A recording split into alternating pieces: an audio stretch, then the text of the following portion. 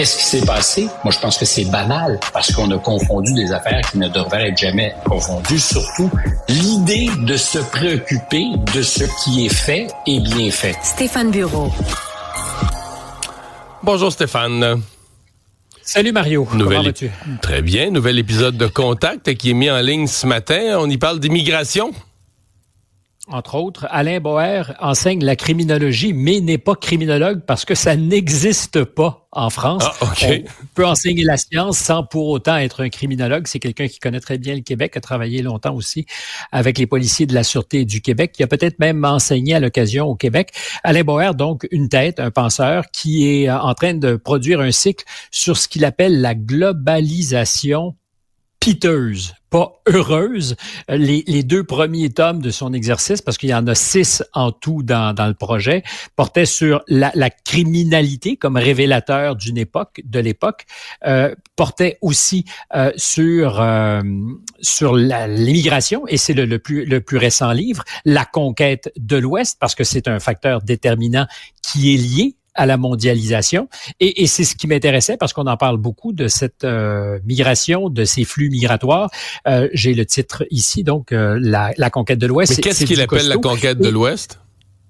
Alors, c'est l'histoire des cycles migratoires. Il s'intéresse pas à l'époque et nous dit d'ailleurs que nos réactions, souvent épidermiques, à l'arrivée de l'autre, sont pas nouvelles. Ce que nous vivons un peu partout en Occident, ça s'est vécu, ça s'est vu en Europe beaucoup au début du 20e siècle, après la Deuxième Guerre mondiale en particulier, parce qu'il manquait de main-d'œuvre et il a fallu aller en chercher.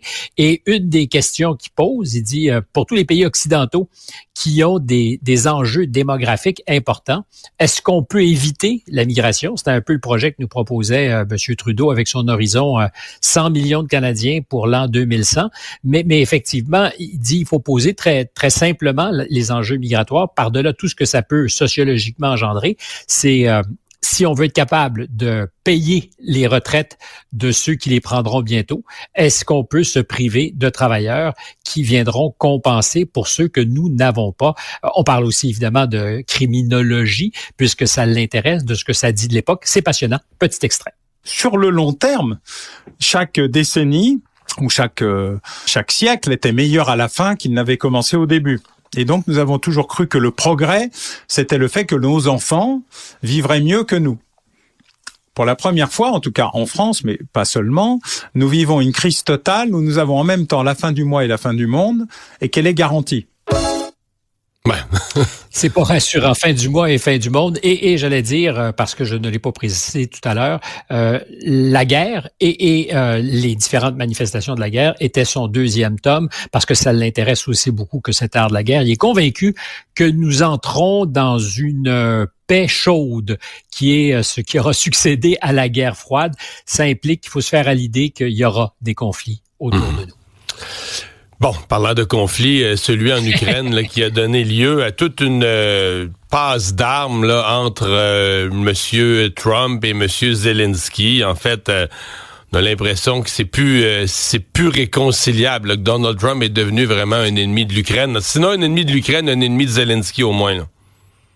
Il n'y a aucun doute que c'est un ennemi de M. Zelensky. Ceci étant dit, ils seront peut-être encore capables de se parler ou de traiter ensemble. Je ne vois pas comment l'Ukraine pourrait se passer des États-Unis, malgré ce qui se passe au-dessus de leur tête et qui doit être extrêmement angoissant pour le leadership ukrainien comme pour la population ukrainienne. Mais on en parlait hier matin, là, c'est la guerre des coqs.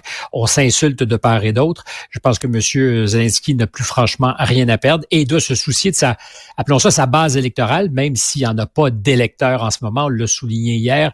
Dans le contexte de la guerre, il n'y a pas un enjeu d'horizon électoral pour lui. Néanmoins, il est difficile à un moment donné de se taire, de faire des compromis, d'essayer de ménager la chèvre et le chou quand en face de toi, tu as un interlocuteur qui dit un certain nombre de choses, y compris que l'Ukraine serait directement responsable de la guerre qui s'est amorcée il y a maintenant 3 ans. Alors ça s'est évidemment, ça a augmenté. Il y a eu une escalade de hier jusqu'à ce que M. Trump arrive à dire, faites attention parce que là, il vous reste plus grand temps pour trouver une solution. Laisse entendre que la solution va être trouvée à leur place. Et dans la bataille des coqs. Alors, il n'est pas exactement au même endroit. Il faut voir qu'il y a Emmanuel Macron qui, lui, se dirige vers Washington en début de semaine pour essayer de ramener l'Europe dans l'équation. On en parle depuis le début de la semaine. D'une manière ou d'une autre, les Européens qui essaient de lever la main en disant « Puis nous, est-ce qu'on peut être autour de la table? » Pour l'instant, pas beaucoup de volonté de la part des Américains. Parle-moi de ton impression là, de la relation entre Emmanuel Macron et Donald Trump. Je vais te donner un peu la caricature telle que je la vois, parce que, par exemple, il l'avait invité à Notre-Dame de Paris, et M. Trump est allé, C'était quand même un événement grandiose, magnifique, puis il y avait quelque chose de fierté dans la France, là, d'une reconstruction, on s'est tenu debout, un incendie terrible, une reconstruction. Puis quand Trump est arrivé, Macron, le bodé, une tape, là, comme si toi, ton ancien partenaire de hockey revient te voir après des années qu'on s'est pas vu, puis tape sur... Puis en même temps, j'ai l'impression que Trump le respecte pas vraiment, que Trump l'envoie promener. J'essaie de comprendre, j'essaie de saisir là, la relation réelle, ou ce que Macron essaie de faire voir. Ou... Macron fait partie de ceux qui essaient encore de sauver les meubles, disant hier que Trump entretenait l'ambiguïté stratégique, c'est-à-dire qu'il fallait voir dans ses propos difficiles à catcher quelque chose comme une ambiguïté stratégique, parce que je vois pas beaucoup d'ambiguïté jusqu'à la dernière seconde. Cette idée que, justement, on ne sait pas où l'attendre, qu'il y a un effet de surprise toujours possible, probablement parce qu'il ménage, M. Macron, cet accès. Il s'est un peu présenté auprès des Européens comme le trait d'union essentiel entre le vieux continent et les États-Unis, parce qu'ils ont une relation de travail, si on peut appeler ça une relation de travail, qui nous ramène quand même loin en arrière. Il revendique comme président français, qui par ailleurs, ici, a plus beaucoup d'autorité sur les enjeux nationaux. Donc, il revendique cette espèce d'accès privilégié qu'il va mettre de l'avant lundi, en disant, regardez, là, je pars vers les États-Unis. Il faut voir que c'est un Européen différent, mais le premier ministre britannique aussi devrait être à Washington la semaine prochaine. Je dis différent parce que l'Angleterre... Ils font plus partie officiellement, partie, exactement, de l'Union européenne. Mais historiquement, les Anglais sont pas très loin des Américains en toutes circonstances. J'ai souvent employé l'expression de caniche qui est un peu désobligeante. Là, il faut voir que Keir Starmer a critiqué quand même un peu M. Trump. Il n'y a pas beaucoup d'espace pour être un politique en ce moment en Europe et pas critiquer les États-Unis, même si on les redoute. Est-ce que ça changera quelque chose? J'en sais strictement rien. En fait, j'en sais quelque chose. Ça ne devrait rien changer, le fait qu'il soit la semaine prochaine à Washington. Tu me posais la question, c'est quoi cette relation? Je te dirais, la meilleure façon d'en prendre la mesure, c'est que Emmanuel Macron était très fier d'avoir réussi à réunir Donald Trump et Volodymyr Zelensky lors de la cérémonie de réouverture de Notre-Dame de Paris le 7 décembre dernier. Voyez le résultat. Ça change rien. Non seulement ça change rien, pour l'instant, c'est presque la guerre ouverte entre le leadership ukrainien et les États-Unis. Ce qui ne veut pas dire que ça changera pas à la dernière seconde. Il nous a habitués à ça. On était à un moment donné à quelques heures de l'imposition des droits douaniers à l'endroit du Canada et du Mexique. C'était signé le décret, tout. On se réveillait le lundi matin, puis en fin d'après-midi, c'était suspendu. Stéphane, j'ai vu des défenseurs de Trump qui disent, là, il n'y a pas le choix. Là. Ce qu'il fait avec Zelensky, tout ça, c'est un prix à payer pour se rapprocher de la Russie et faire plaisir à Poutine. Et pourquoi se rapprocher de la Russie? C'est parce que le vrai ennemi, c'est la Chine. Là, le vrai.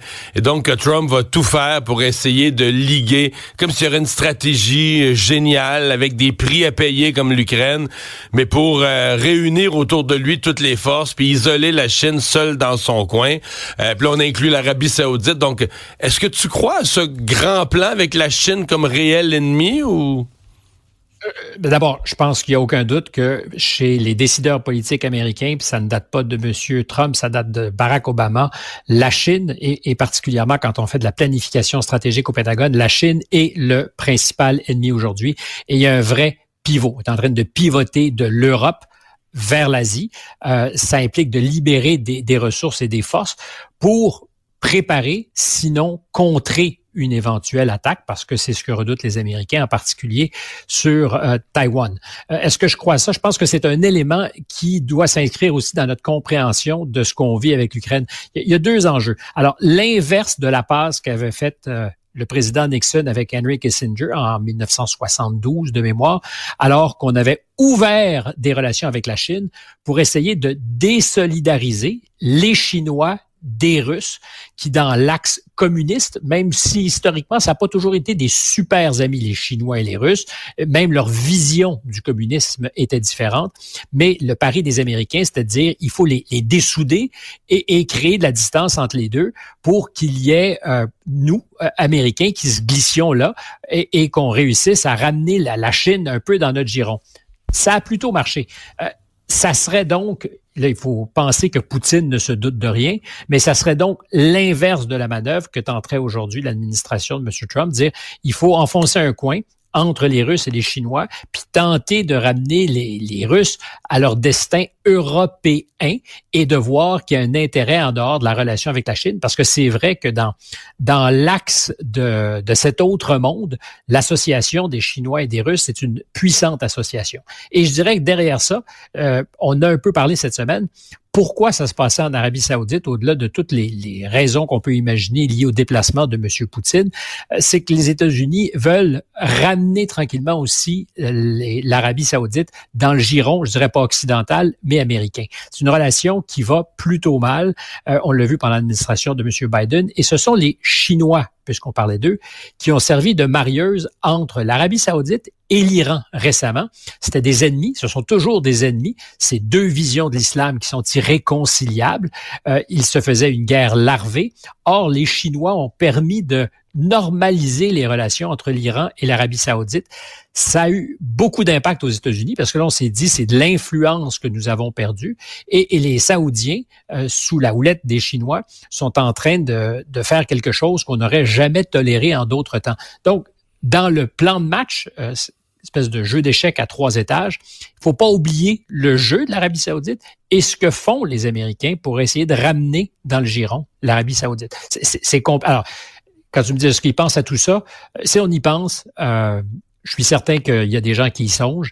Et quand on fait la caricature simplette qui veut que c'est toutes des épais qui sont en train de marcher, qui écrasent tout dans le magasin de porcelaine, c'est certainement vrai dans la méthode. C'est peut-être aussi vrai qu'il y a beaucoup de porcelaine qui a été cassée, mais il n'y a pas juste des nonos à la manœuvre. Et je crois qu'il y a une vision. Est-ce que ça sera la bonne? Difficile à dire pour l'instant, mais ne pas sous-estimer que sur l'Ukraine, il y a plusieurs pions qui se déplacent, ou autour de l'enjeu de l'Ukraine, plusieurs pions qui se déplacent sur l'échiquier.